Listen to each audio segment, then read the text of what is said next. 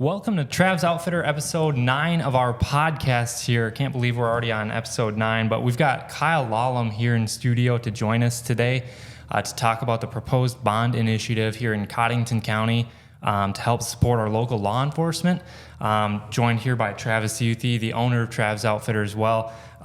So let's get into it, Kyle. Thanks for being on our show and taking the time to be with us, first off. Thank you. I appreciate the opportunity to be here and help spread the word on this important initiative. What spurred you to get involved initially with this proposed bond initiative? Well, two things. The first thing is that after touring the jail at some point last year and seeing the conditions that the inmates and the staff work in, that was one of them. And the second part that really kind of got me involved was the fact that the staff at the Codington County Detention Center, they truly care about rehabilitating the individuals that are in there, because most of the people that are in there haven't had their day in court. So we have the presumption of innocence until proven guilty, and if you see the conditions of the jail itself, it would spur you on to get involved as well. And so talk a little bit about that. You got to take a tour of the jail, and it was built in 1974. So it's been a little bit of time between now and when it was first initially built, and things have changed, obviously. Yeah, the jail was originally built to house 38 inmates, and they average on any given day, and it's all public record. People can go on and look on the Codington County website, but they average between 50 and 60 inmates in there a day, and it's been as high as 99 before. There's a statistical data that we've shared with the public that between 1985 and 2017, the jail population grew 276%. And that's alarming when you look at the facility itself. And I was taking a look at some of the photos in there and the PowerPoint that was put together, and there's some shocking photos in there, just the conditions with ceiling tiles, and the way it's configured is really one of the bigger issues, correct? That's correct, yeah. So the Watertown Police Department actually used to office in the basement of the detention center, and they moved out about 15 years ago or so when they built the new police station. A lot of people are under the misunderstanding that they built a new jail at that same time. They didn't. The police department actually just moved into their own facility. But part of the reason for them moving out is because the inmates would flush things down the toilet and then flood the basement. So the ceiling tile that are in there, it's actually got dirty sewer water that's dripping down, and was dripping down onto the PD and onto the PD's computers. Well, now it's dripping down onto where the inmates are being housed as well. So it really is an unfortunate set of circumstances. And the Codington County Detention Center, it has to be, there's a rule that states that you have to have a safe environment to house inmates, because it's constitutionally required to have them in a safe facility. And when you've got issues like that, amongst many other things, we run the risk of the courts deciding to close the jail themselves. That's how that process starts. And in Walworth County a couple years ago, the judge, because of inmate lawsuits that came against the facility, the judge decided to shutter that jail and close that jail. And now Walworth County is transporting their detainees and arrestees all over the state, which costs the taxpayers money as well. And kind of talking about taxpayers there, how much of an impact would this have on the Codington County resident? So that's a great question, and that's been part of the reason that we've gone out and really tried to educate the public on the importance of this. Everybody looks at the bond itself, right? The overall construction cost is pretty close to $38 million. The bond itself is $29.65 million. It's a big number, right? So what we're trying to do is educate the public as to, yes, it's $30 million. However, it's based on your assessed value for your property, whether you've got ag land or a residential property or commercial or multifamily. The breakdown on that, and we pulled the information from the Codington County Assessor's Office, and 85% of the property owners in Codington County will pay less than $14 or less than $15 a month over the 20-year life of this bond. So while it's $30 million, it truly is less than a pound of coffee every month, or less than a subscription to one of your Netflix or something like that. It's really alarming. So that's kind of our stance in the education piece of the voters, because we truly feel it's important to educate the voters, because if you don't understand what you're voting on, you typically default to no. And that's why we're out there kind of pushing it, and we appreciate the opportunity to be here today. Go ahead, Travis. Yeah, I don't know that I have a lot to. We're just gleaning the information from Kyle. Just from my standpoint, I have done some work, not recently, but in the past, I've done some work with those that have been incarcerated there. I've been asked by family members to go visit them, to pray with them, to show them Jesus. And just the visitation space is absolutely unbelievable. It's like a closet with a plexiglass piece about, 6 inches by 5 inches. And I can't imagine, listen, folks make bad decisions, and that's the brokenness of this side of heaven. But I can't imagine what it might be like if dad or mom have made a bad decision, and you've got to take their children up there to see their mom or dad, and they've got to be in a closet, and they can only see their mom or dad through this 4-inch by 5-inch piece of plexiglass. And because those are memories that those kids will always have, right? They'll always have those memories. And there is a part. I know that there's a segment of people that might say, well, you've done the crime, then you do the time. And I think all reasonable people would agree with that, right? But there is I'm not looking. I don't think that these folks, Kyle and his group, I'm quite convinced that they're not looking to build a Taj Mahal to hold inmates. That's not the deal. But there does come a point of humanity too, right? Like, I'll digress just a little bit, Kyle, but my wife and I have some rental property in town, and each person there are a lot of people that own rental property. I'm not trying to ruffle any feathers, but I'm going to say something here, and I mean it. There are some rental properties in town, folks, that I wouldn't house my dog in. I just wouldn't. Now, each person that owns rental property can manage their property any way that they want, but I'm telling you right now, in 2024, nearly the year 2025, we can do better. We can do better. And we can do better when it comes to some pieces of rental property. And I know we can do a lot better when it comes to how we're incarcerating people. And the other part of it, I'll be really frank with you, the proliferation of drugs is off the chain. And if you've ever been around people that are intoxicated by different drugs, they react in different ways. Now, there's all sorts of restraining ways and everything else.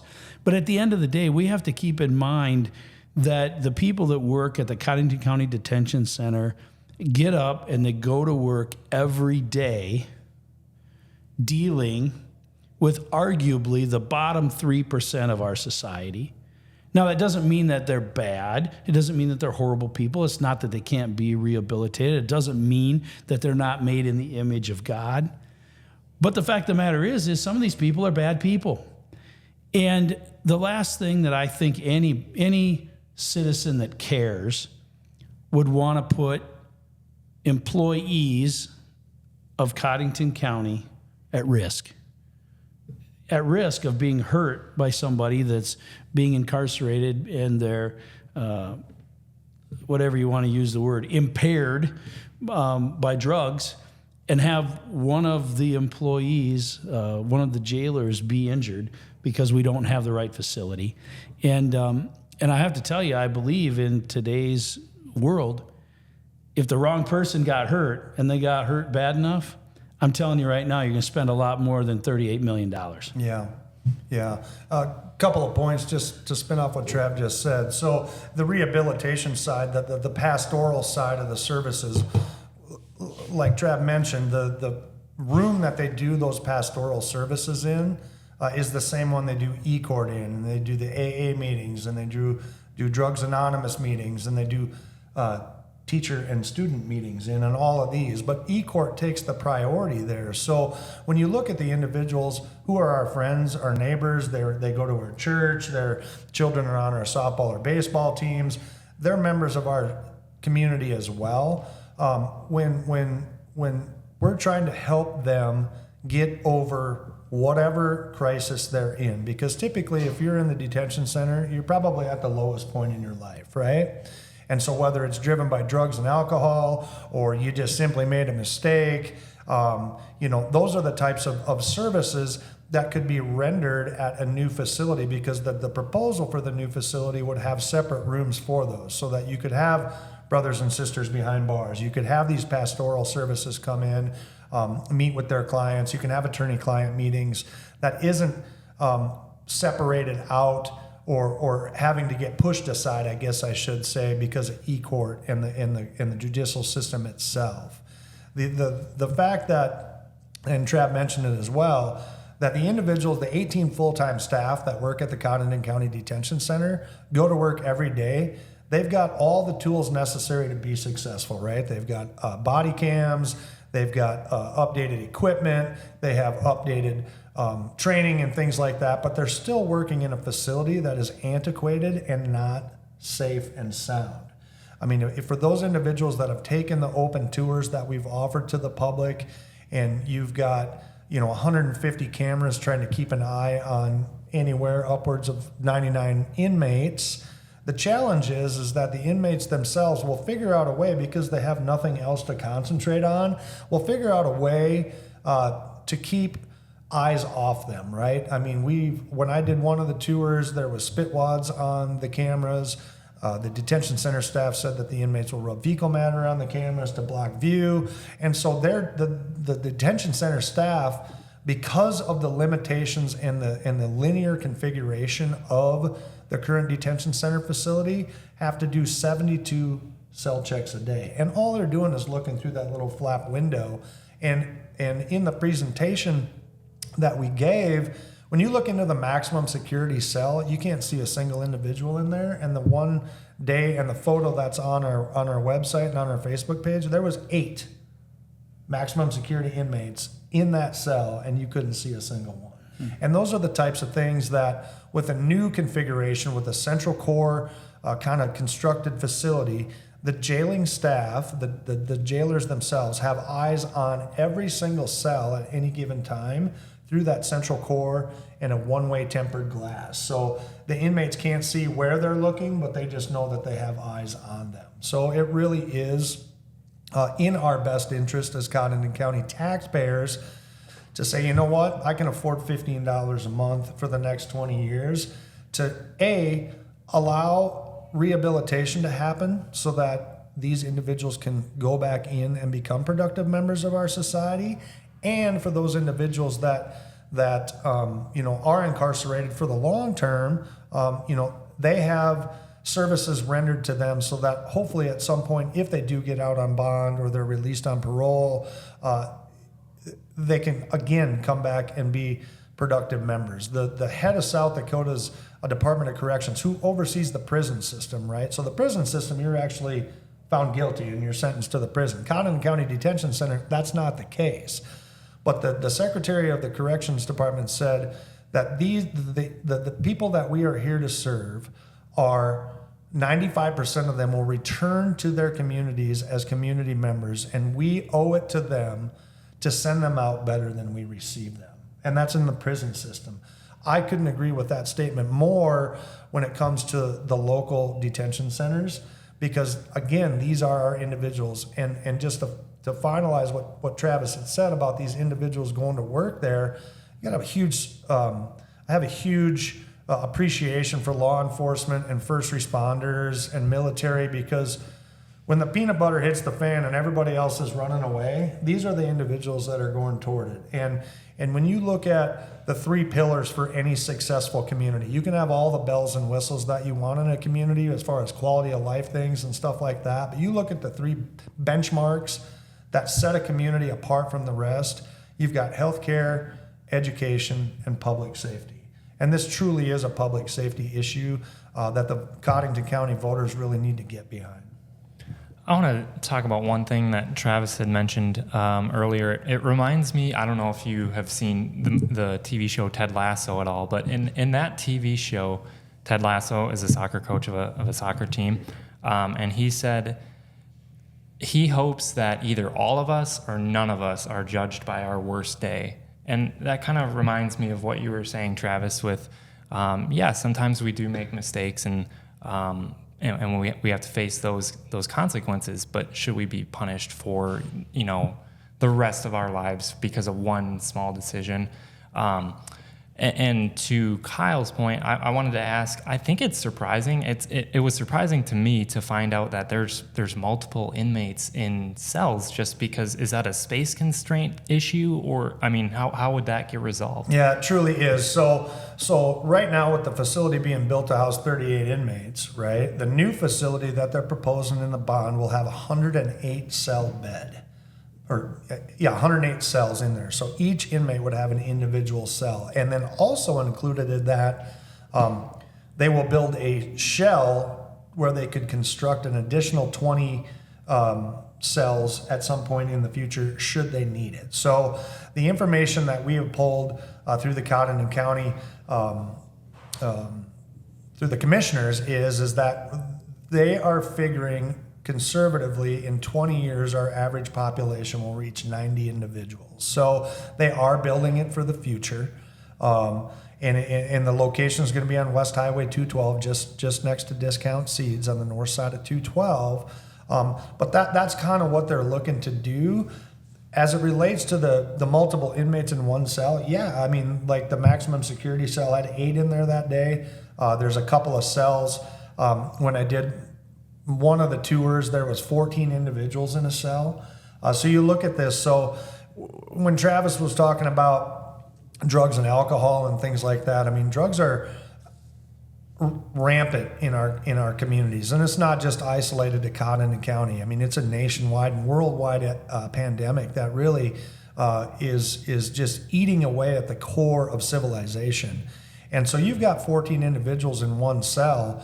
So say 12 of them decide to go out to the yard for their yard time, and 2 stay back in the cell. Well, the yard is 15 feet away from a public sidewalk. 2 weeks ago, when I was giving public tours down there was a bunch of little school kids doing a scavenger hunt downtown. So you've got the yard is 15 feet away from a public sidewalk. You've got individuals that are walking down there. And what happens is, and the detention center staff has shared this information with us, is that the 2 individuals that'll stay back in the cell because drugs are so rampant, they'll do a phone a friend and basically like do a score dash delivery, and they'll go throw illicit drugs and cigarettes and contraband over the fence into the yard so that the 12 individuals that are out on yard time can bring it back into the cell. Now, obviously, the correction center staff tries to mitigate that as best they can, but once people are hooked on that, they can get it back into the detention center itself. So now you've got 14 individuals that have had drug and alcohol problems, and it's there. Now, the detention center staff does a good job of remedying that before it does get back, but then they do have cameras that they can go back. But a lot of it's always post-investigation, right? They can identify the individuals that have done that, and then send out the proper law enforcement to take care of that. But that is another issue that they face on a daily basis with the location that they have. What's the timeline looking like to get this built? If it passes in November on the ballot, what would the timeline look like, and when would things start to move? So the timeline is that in 2025 they've hired a group that to draft the proposal for the jail. This is what this group does. So they would the intention is to break ground in 2025. And have the construction process hopefully completed by 2026. And then what they would do is that as the budget allows, because the bond is just to build the jail itself, the new detention center, and then as the budget allows, the commissioners would budget to move the sheriff's department from its current location into the new facility between 26 and 28. And then as 27 and 28, again, as budget allows, what the commissioner's plan is to move some of these ancillary county services back into the current jail facility, into where the sheriff's department is. Because right now you've got the coroner and the welfare office and a couple of other things. They're spending $100,000 a year leasing office space that they could move back into the current detention center, the sheriff's office facility. And that way you've got one central core to take care of all your county business. So 25 break ground, 26 do the completion of that, 26 and 27 build to move the sheriff's department in there, and then just kind of move through that as the budgeting process for the commissioners allow. And where would the new location for the detention center be? So the new location, the county and city did a land swap a number of years ago. So it's right on the north side of West Highway 212, directly west of Discount Seeds. So kind of over by Steve's World and REI and that. That's the location. Okay. We kind of touched a little bit on it earlier, but people being detained and put in jail, that's not just a Codington County issue. That's a nationwide issue. So what are some of the things that we're doing here in Codington County to help kind of mitigate that or slow that process down, slow those numbers down? Well, one of their most successful programs that they have right now is the 24/7 drug and alcohol testing system. So, if you come in multiple times a day, and there's typically 100 people on any given day in that program. So these individuals will come in and give a sample twice a day just to make sure that they're maintaining their sobriety. Otherwise, our population would be influxed by an additional 100 individuals within the jail system itself. The Codington County also works on like teen court and drug court. These are the types of things that should the individual qualify for it, keeps them out of jail, helps their rehabilitation process, and helps keep them being productive members within our community. They also do teen court and things like that. So what they're trying to do, and like I said, earlier in the podcast, the Codington County Detention Center staff and the judicial system themselves are really trying to find ways to mitigate the need to house individuals, right? So what happens is that, right now the average daily stay, I guess, if you will, at the VRBO, that is the Codington County Detention Center, is 10 and a half days. What people don't realize is that you've got some individuals that have been in there for 3 and a half years waiting for their day in court. Again, presumption of innocence until proven guilty by the 4th and 5th Amendment, the due process portion. And then you also have individuals that may get arrested by, for a DUI stop or something like that. So their personal recognizance bonded out that day. So those numbers kind of skew it a little bit because you may be there, just for an overnight, thrown in the tank to sober up, and then you PR bond out the next day. So it kind of skews those numbers a little bit. One thing that the Codington County voters need to understand is that every arresting officer has a responsibility to transport their arrestees somewhere, right? So currently the Codington County Detention Center receives arrestees from the Watertown Police Department, DCI, South Dakota Highway Patrol, Game Fish and Parks, as well as the Sheriff's Department themselves. So what that means is that, let's just say it's a Saturday night and there's a bar fight, and you've got 2 or 3 arresting officers from the Watertown Police Department arresting individuals for public intoxication or disorderly conduct or whatever, and they bring them to the Codington County Detention Center. Should the Codington County Detention Center be deemed unconstitutionally fit to house inmates, those 3 arresting officers from the Watertown Police Department have a responsibility to take them somewhere else. So if they got to travel to Brookings, right, or if they got to travel to Sioux Falls or Huron or Pierre or Chamberlain to book their arrestee, now these individuals are off the clock. They're off the streets, I guess I should say. They're on the clock, but they're off the street. So there will be a ripple effect to the taxpayers of the city of Watertown as well, because if these 3 arresting officers are transporting to a different location, Watertown PD is going to bring in additional officers to cover that shortfall so that they can continue to maintain and patrol our streets. Similarly, when once the arrestees become detainees, that's when it's the responsibility of Codington County and the taxpayers of Codington County to pay for those detainees. So if somebody is being housed in Brookings or being housed in Sioux Falls or Pierre, it now becomes the responsibility of Codington County. So if you just look at the fact that we got an average of 60 inmates a day, and the relative cost to house an inmate by an outside entity is $100. That's $6,000 a day to house inmates in a different facility outside of Codington County. And so you take that $6,000 a day times 365 days a year. It's basically $2.2 million just to house county inmates somewhere else. What's not included in that number is the transportation fee and the wear and tear on vehicles for the sheriff's department to get them to and fro. And if you look at the $2.2 million over 20 years, which is the life of this bond, it would easily cost Codington County taxpayers at minimum $44 million to house them somewhere else, and in addition to the other numbers that we have. And then as it relates to Watertown Police Department, we talked with Chief Tim Toomey with the Watertown PD in complete support of the bond itself. He couldn't be more happy to kind of get out there and educate the public with us as well. But rough numbers for them is to the tune of about $275,000 a year just to transport individuals. That again doesn't cover the overtime, wear and tear on police cruisers. Even though the IRS rate for mileage is 66 cents or something like that, his comment is that cruisers are considerably more expensive to maintain and replace because of all the specialized equipment and suspension and motors and things like that. So, if you look at those two numbers combined, it could easily cost the taxpayers of Codington County $50+ million over 20 years. And that's the thing that the voters don't understand. And the reason that those numbers came up was because we had one individual at one of our public presentations when we were meeting with a bunch of the service groups in town.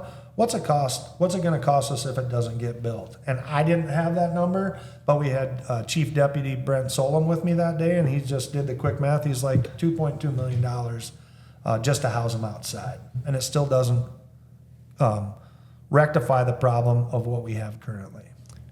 Yeah, which leads me to my next question is that if it doesn't pass in November, what happens other than just, it gets more expensive over time, it doesn't get any cheaper to build this, what would some of the tangible things that people might see be?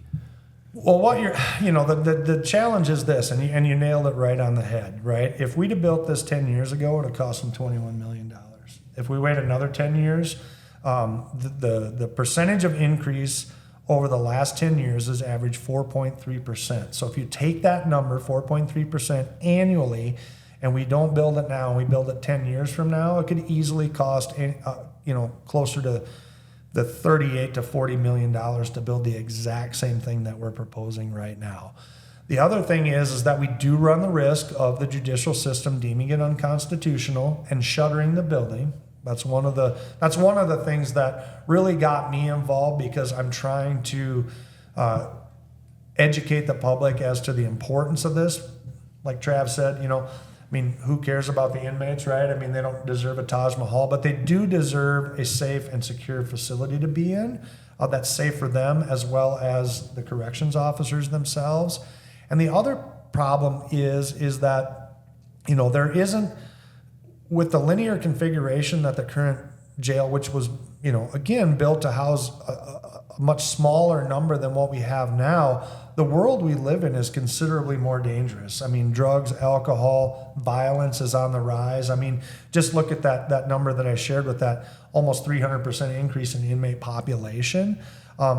It's not going to get any safer. So we always run the risk of two things: having the judicial system shuttering the jail because it's deemed unconstitutional, and then it's very difficult to retrofit the current facility into something that is modern and safe.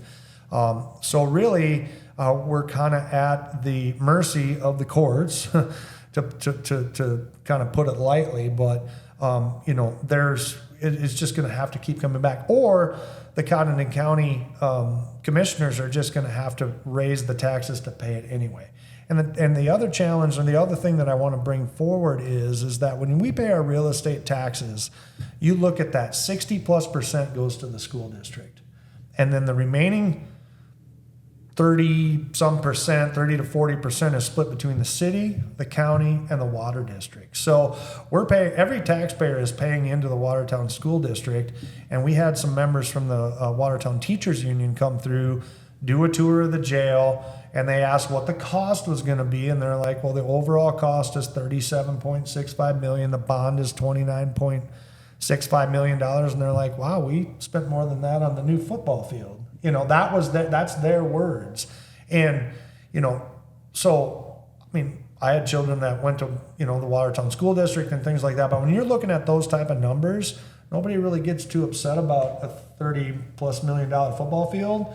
But now you're talking something that is going to house inmates and house our neighbors and friends.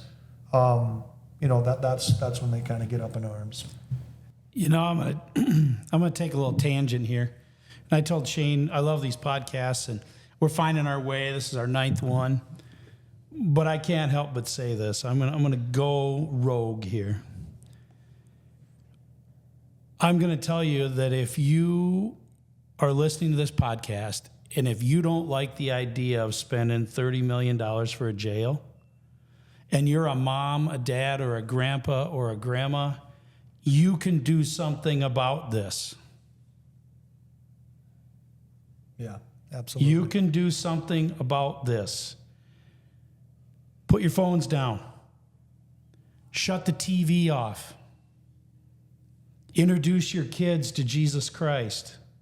You can do something about this. Part of the reason that we have this problem is because as broken, sinful, rebellious humans, we think we have all the answers.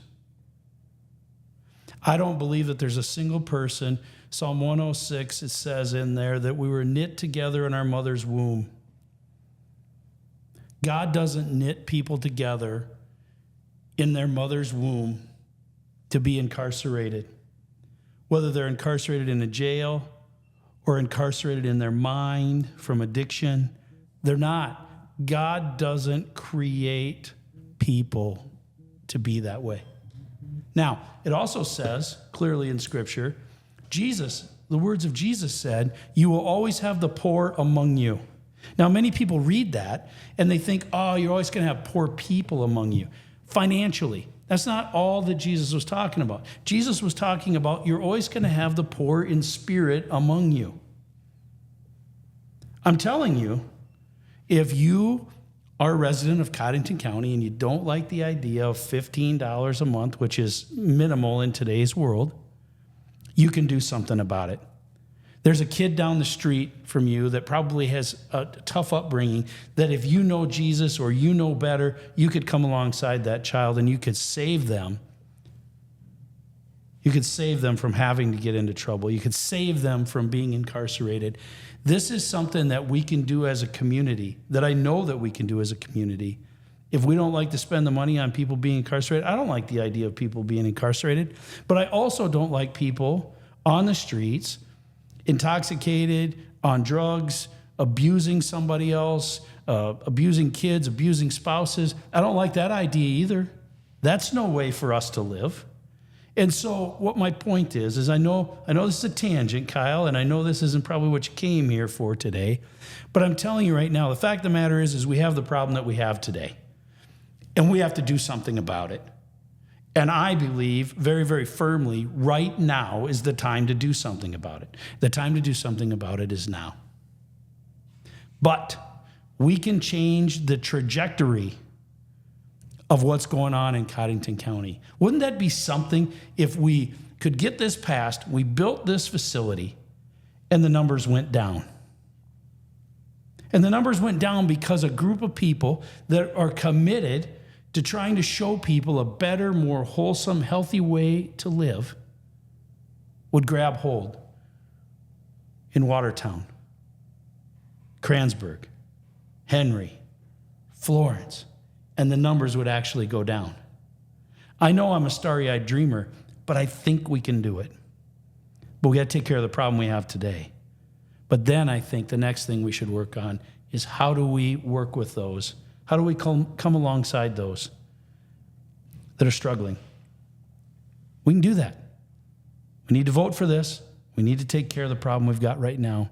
But we need, as a community, to come together. We got time for everything. We got time to go fishing. We got time to go hunting.